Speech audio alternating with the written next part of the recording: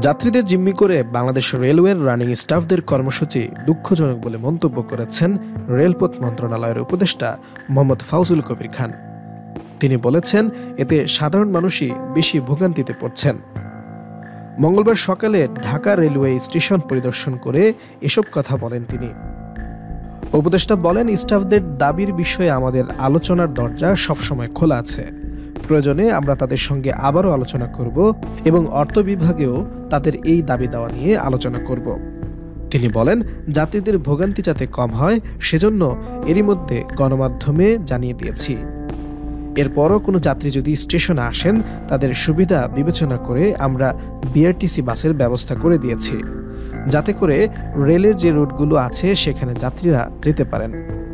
রেলপথ উপদেষ্টা বলেন, স্টাফদের যে দাবি মাইলেজ অ্যালাউন্সের দাবি তা দীর্ঘদিন ধরে বন্ধ আছে। তাদের এই দাবির অনেক অংশ আমরা এরই মধ্যে পূরণ করেছি। বাকি দাবিগুলো নিয়ে আমরা আলোচনা করতে প্রস্তুত আছি। রেল তো কারো ব্যক্তিগত সম্পত্তি না, এখানে আলোচনার সুযোগ আছে।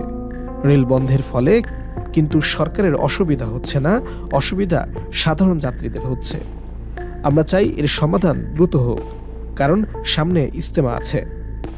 এ সময় বিআরটিসির চেয়ারম্যান তাজুল ইসলাম, রেলপথ সচিব মোহাম্মদ ফাহিমুল ইসলাম, রেলওয়ে ঢাকা বিভাগীয় ব্যবস্থাপক মোহাম্মদ মহিউদ্দিন আরিফ সহ রেলের ঊর্ধ্বতন কর্মকর্তারা উপস্থিত ছিলেন।